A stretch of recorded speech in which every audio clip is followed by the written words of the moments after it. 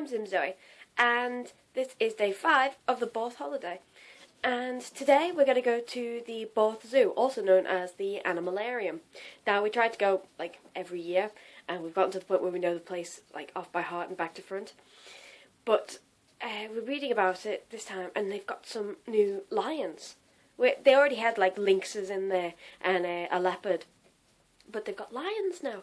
And so I'm just like, ooh, really excited to see it, because they were doing expansion over to the far side last time we came, but they were still working on it when we got there. So I'm looking forward to seeing that today.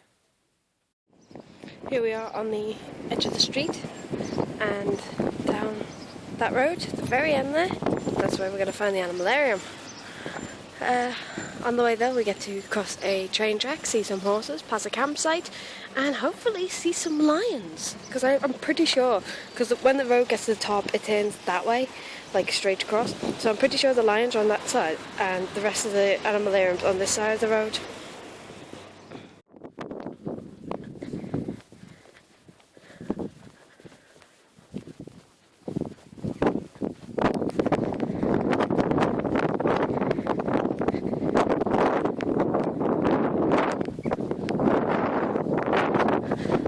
We've got quite a bit to go for cattle grid. Hate walking across those.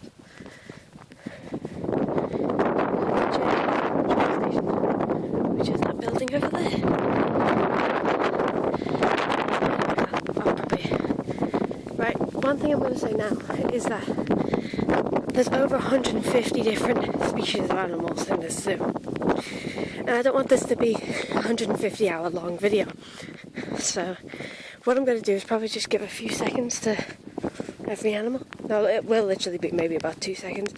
Unless they're doing like a show or something, because they do big cat feeding, croc feeding, and the reptile shows in which they get like bearded dragons and snakes out for you to like take a look at, stroke, hold, and for those I obviously will take longer on. Oh, about to get run over by a car.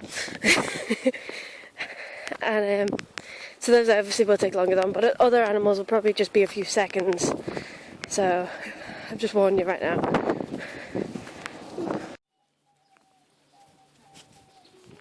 Hello.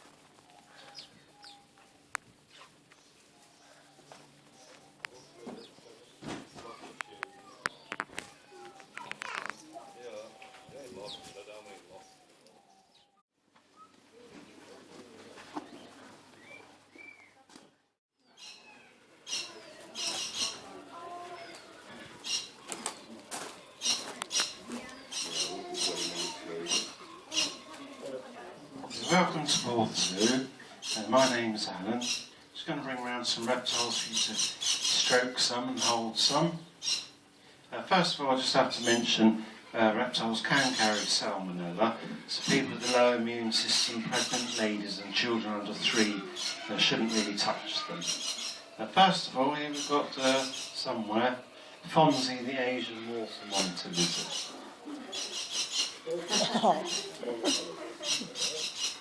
There he is, he's 2.5 years old. Now these end up growing anywhere between 6 to 8 feet long. He's got a forked tongue like a snake, and catches the smell on the fork of his tongue and whips it into a gland on the roof of his mouth. The holes in his head are his ears. He likes to eat, monitors like to eat dead meat.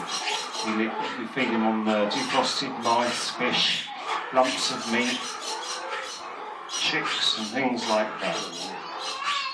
He's got really sharp claws for climbing. Spend a lot of time in the trees. If I put him on the floor and then climb up the blockway. He's shedding his skin in bits and pieces.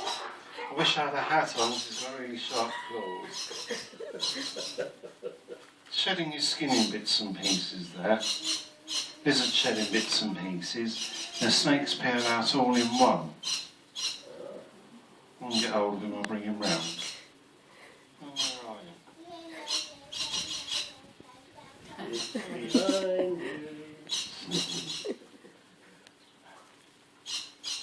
Got you.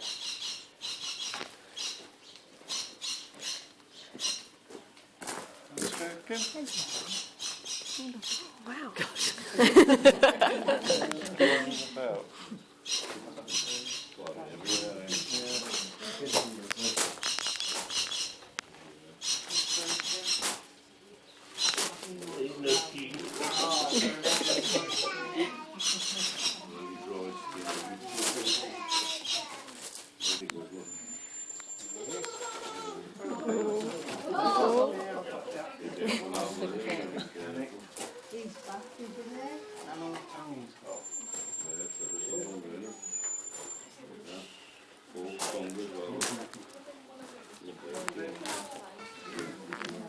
Next we've got Gus the bearded dragon.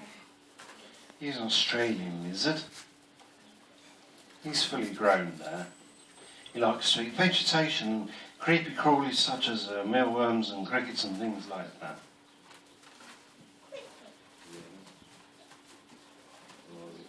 When he wants to show off to another bearded dragon, he can change the colour of his beard. He can make it go jet black, or he can make it go a bright sandy colour.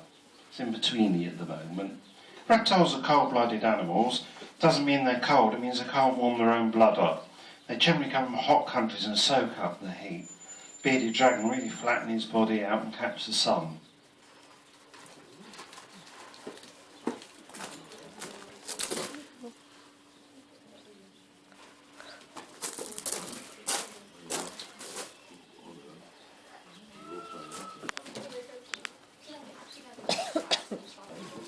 Next we've got a corn snake. This is an American snake. He'd live in the cornfields.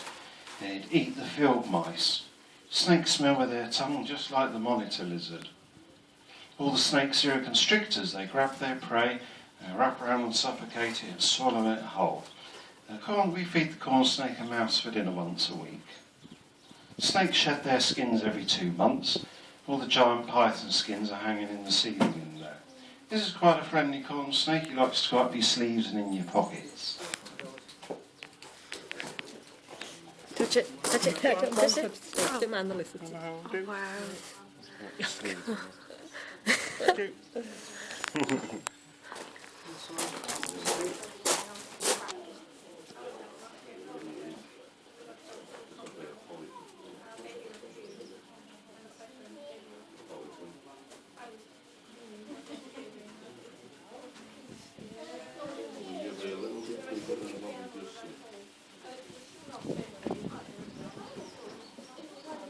Jesus.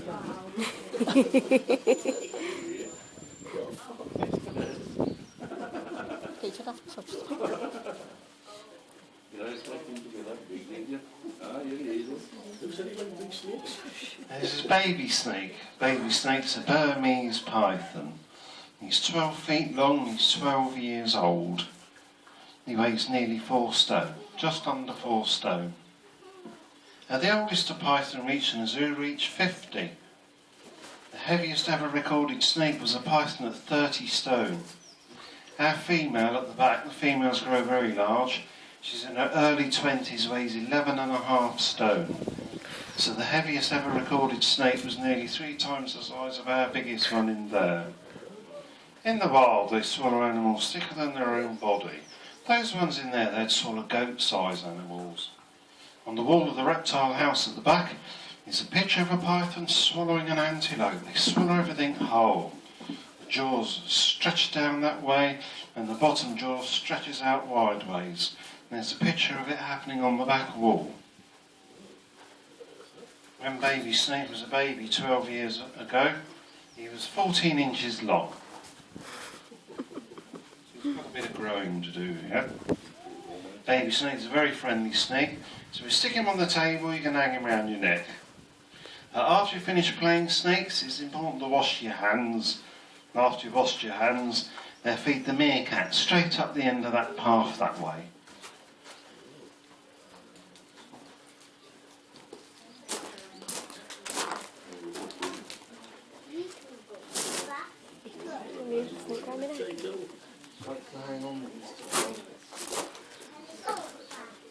Yeah? Oh, this is amazing. Where's your wash your hands after? Where's it place? There's a sanitizer there, there's a sink next to the Where's the wash that? There's some Wow. And what do you feed him on? No, it's half a dozen rats within a once a month. Once he's had his dinner, a lump in the middle, and it takes a whole week to digest away.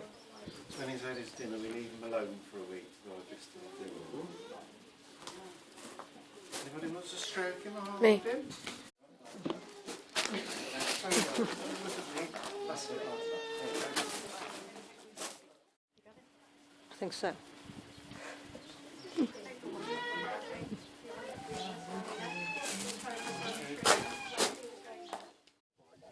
Because they eat things like that, their bite's infectious. You can scatter the food right up close to yourself. You can even put it on your shoes if you want. They will come up to you as long as you're nice and still.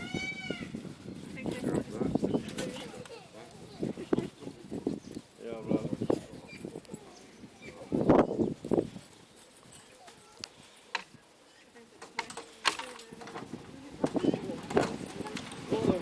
Very, very aggressive. They'll come up there, come right up.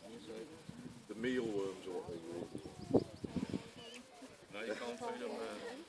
No master's going to feed them. Yeah. Anywhere you like.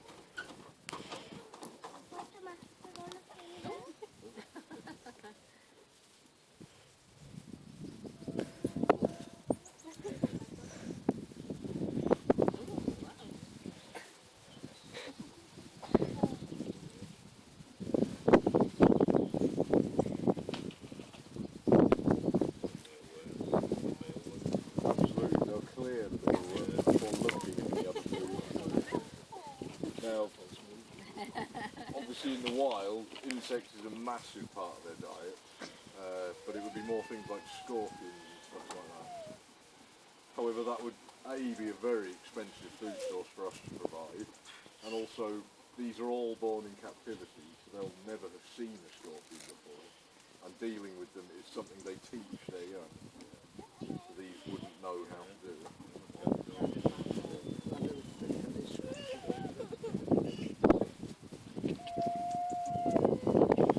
All of this is their work.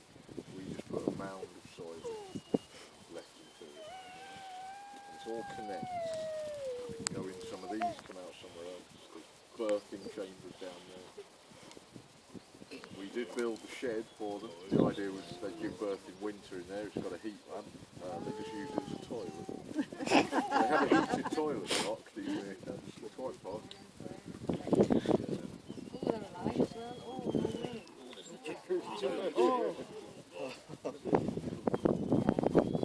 They obviously pay for the food.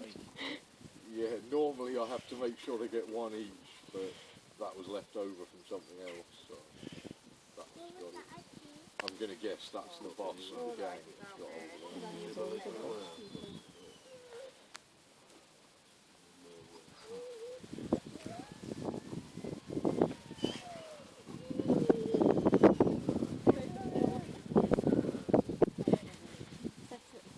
Oh, some of the mealworms will burrow down into the soil. They won't get away. They'll be dug out and found. They've got quite extraordinary senses, these guys. Hearing and smell and sight are incredible. On a clear day like today, they'll see aircraft coming in a good minute before I Come over and take one of these. They do fly around, but I guess there's always people around, so they'll never actually come down. The only bird that lands regularly are crows, but I know that's the one thing they ignore. Most things in the sky really bother them. Any aircraft go over, they run away, but crows can land next to them and they're fine. That's it, and these are intelligent enough to realise that. Yeah, and in fact in the wild they have an even more intricate relationship than that. Crows being ridiculously intelligent birds, roughly 6-year-old humans, real problem solving. They have learned the meerkat alarm calls, and so if they see the meerkats eating something they want, they make the alarm call. Meerkats run off, crow gets the food. You have lookouts, don't you, as well? Yeah. You tend to look on the pole and you look out for the birds. Now, this don't like sharing food. That's why it's a race now to get everything. It does mean if one stayed up there, he'd get nothing. It would not keep food. Usually look out for the family things and one look out, then we'll change it. Yeah, they don't bother here. It could be because when I throw the food in, I'm stupid and they recognise me.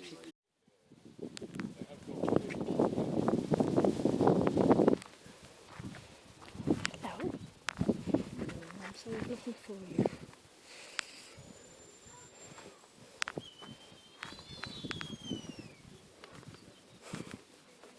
Do you want something?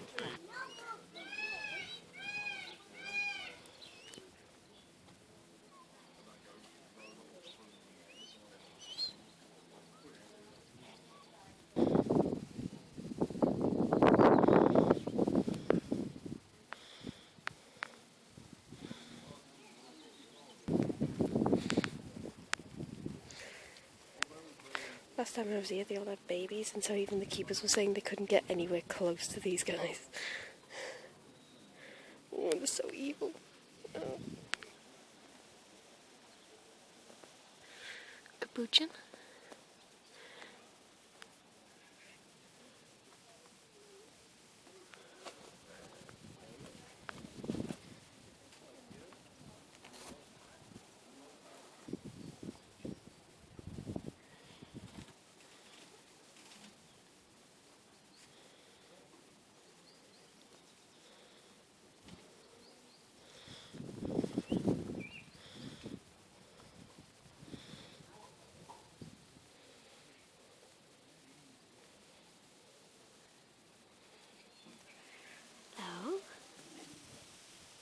Last time we came here, these were on the other side of the Animalarium, and they were absolutely loving it, but they were a lot smaller last time, so they must have only been young.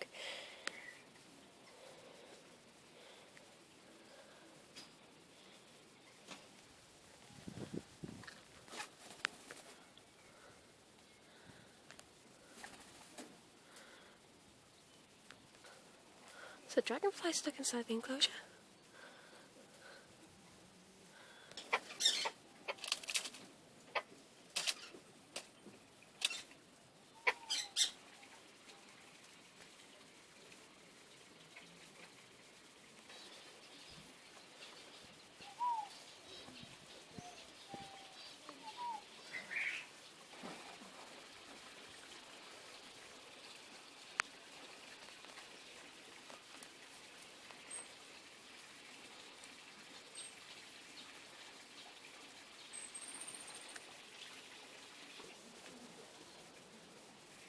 Not sure if you can see it at all from here.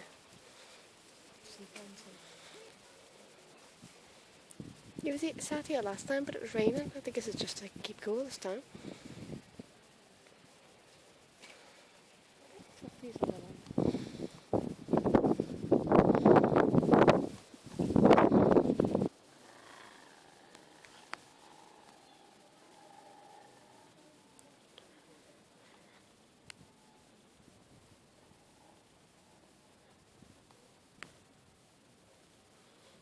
I'm not sure how well you can see them. He's got really large growls for his size.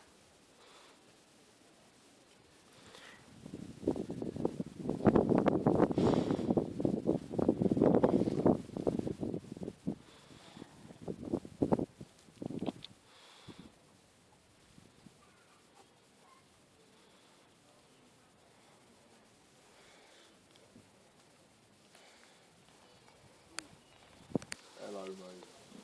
Yeah, you don't like me, do you? Oh, thank you. Now, I'm not sure if I've told this on a vlog or not, but there was one time I came here and I was a zookeeper for the day. And this enclosure, before it got its expansion on the far side, it used to be in 2 sections only. Oh, hello again. It used to be in 2 sections only, and you could split it off by pulling, like on a pulley system, that would split them into 2. And my friend was stood outside, and I was indoors, picking up bits of ribcage and everything. And she couldn't see that it was split into 2. And so she was afraid because it was literally like getting like an arm's length away from a leopard.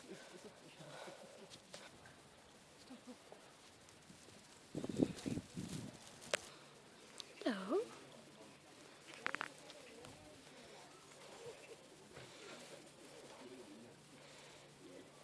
Just chilling in the shade. I think he likes the grass, the fresh grass.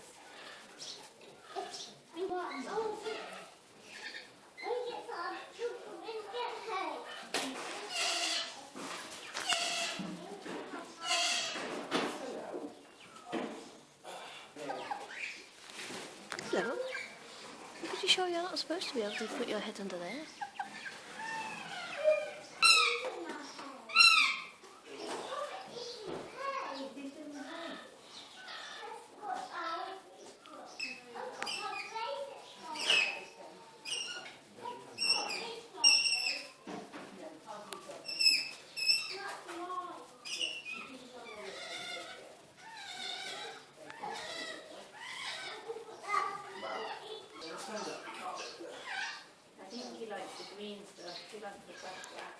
What I didn't record just there, I've just been attacked by a chicken trying to escape its pen.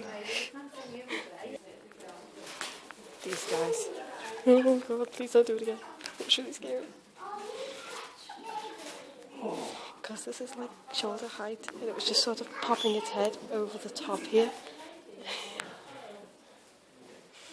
Please don't do it again. Please don't do it again. No, no, no. Stop, please. Oh god, no, I can't.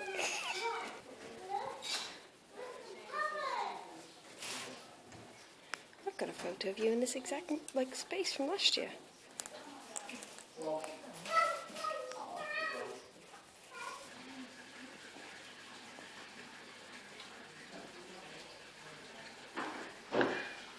Now I don't know if you guys can see anything in here, but there are whole bunches of bats. I don't want to turn the flash on because there's a sign around here that says don't because it will disturb them. Oh, see if this side's any better. No, you guys can't really see anything. Oh, you might be able to see the ones at the top there.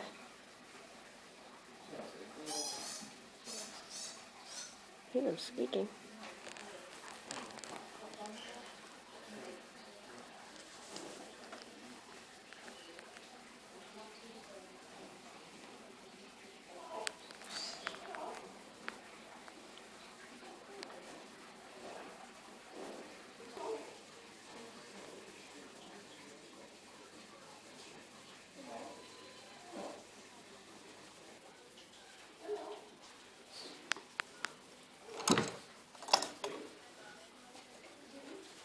Oh, there you are.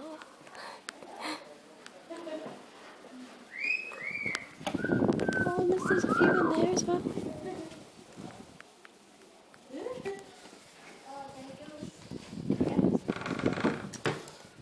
Don't lock it.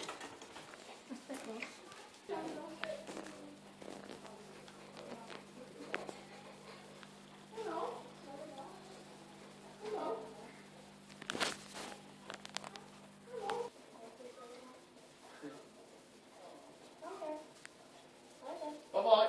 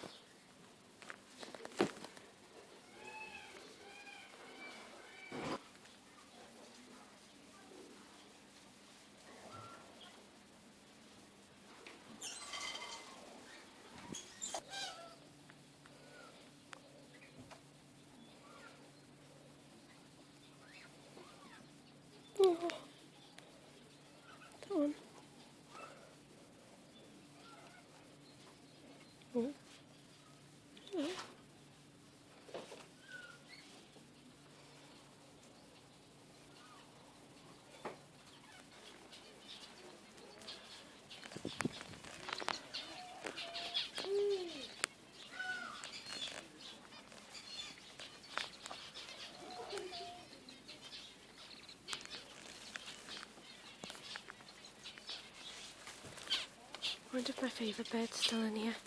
The one with a moustache that makes it look like Jamie Hyneman. We'll keep looking. Hello.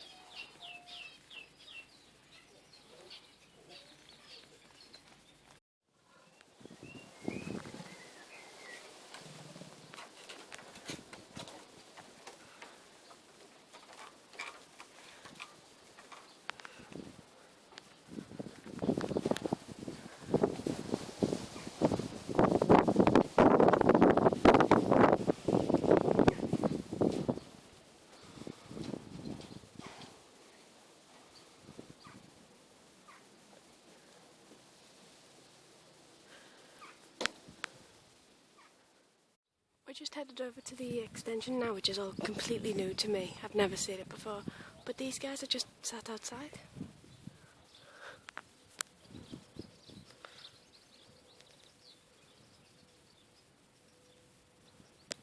We came over here like these really steep steps, like one's like mid-thigh height, and to see a thing called Lechway.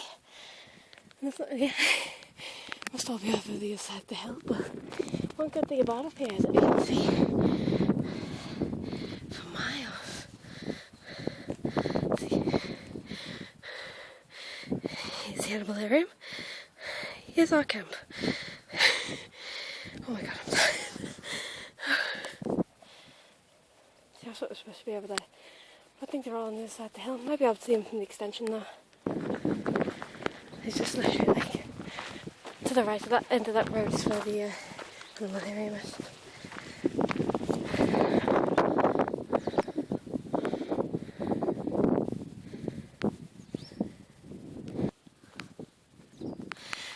Turns out, I think the lions are going to be showing up later up this year because they've got the enclosure. Oh, let me zoom out. They've got the enclosure built at the moment.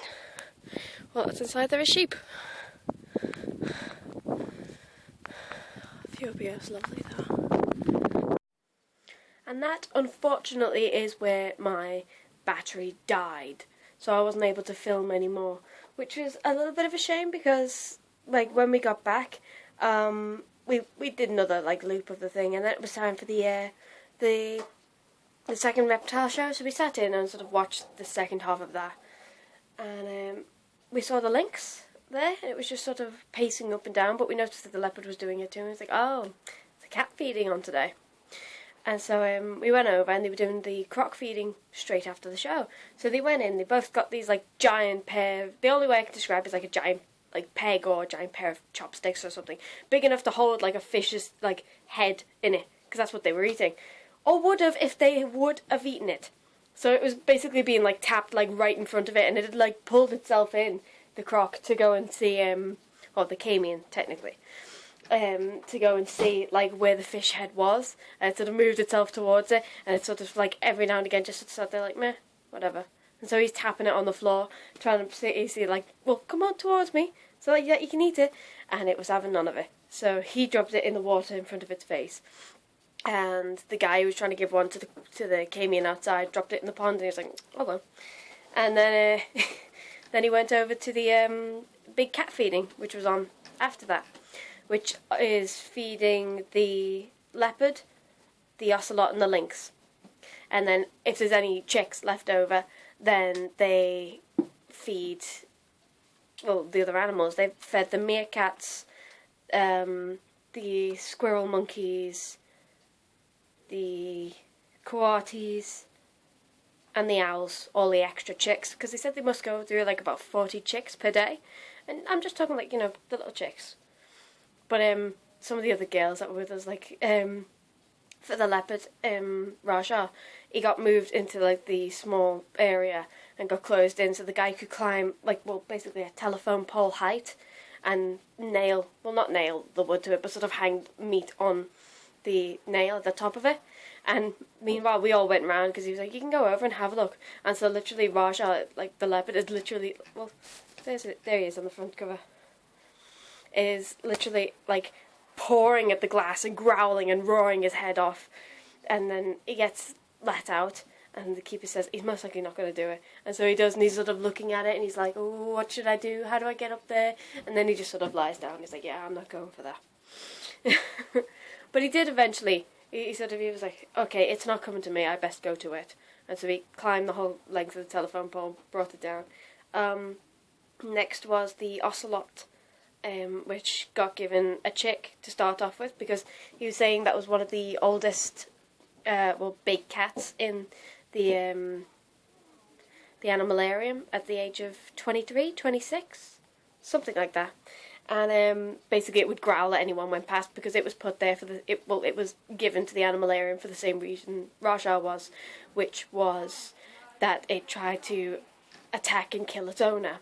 And he was saying that the ocelot actually managed to cause quite a lot of damage, which is a little scary. So he gave it one chick to distract it, and then like a whole leg of something. And then the lynx. The lynx, Tilly, is it? Is that what her name was? Something like that. She was raised in the house with the adults, because they were given to her. Well, the adults, the people who own the Animalarium, they've got a house on the property, and so Tilly was raised up in that house until she got old enough, and then was moved to an enclosure outside. But they also had two other lynxes, which were sort of nearing the end of their lifespan, and so when she got old enough, they were going to introduce her to them. But they unfortunately passed away, so she got the full reign. So he gave Tilly a full frozen rabbit, to which she was doing the whole sort of cat thing, which is sort of the paw to go out and hit it a few times to make sure it's dead, and then she dragged it inside and like hit it a few more times, and then got the hay and clawed back the hay and like buried the rabbit, and then walked off. Didn't even bother to eat it. But as he was feeding the meerkats again, and like the squirrel monkeys, he was saying that some of the other monkeys, the capuchin in particular, the capuchin had ripped out the tendon of like the main boss, the tendon just there out of the guy's arm, and they said that if any crows will land on the cage, they will literally grab the crows by the legs and drag them through the bars to eat them. And I'm just sat there like, oh my god. And that's why he was like, I like my big cats better.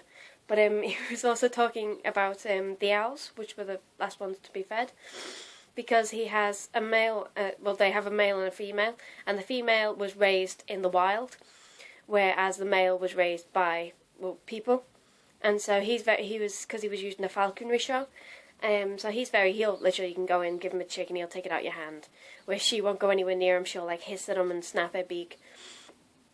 But he said they'll never get any eggs out of them, any like litter. I don't know if that's the correct word, because he does almost everything that needs to be done. He'll go ahead and he'll make a nest, and he'll like wait for like hair to go and sit on it. But he does the one thing that doesn't make the eggs fertile.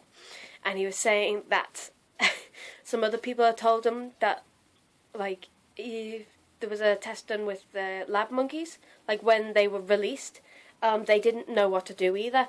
And so basically they showed them, well, as he put it, monkey porn, and then they learned how to do it. And so he said he could do the same, he's been told he could do the same with the owls, because they're visual hunters, and they're quite intelligent, so he'd get the gist to do. But he said, I'm not standing here in the middle of the open with this giant TV and showing owl porn to them. But I think that's the first time like I've been for the whole day, because I hadn't seen the cat feeding before, which was a great time to sort of see the creatures up close. And I'm so upset that my like phone had died. The lions weren't there yet. As I said, the enclosures were built, but the lions hadn't been moved across. I don't know when they're going to get moved across. Hopefully for next year. And later on we're going to go to the club.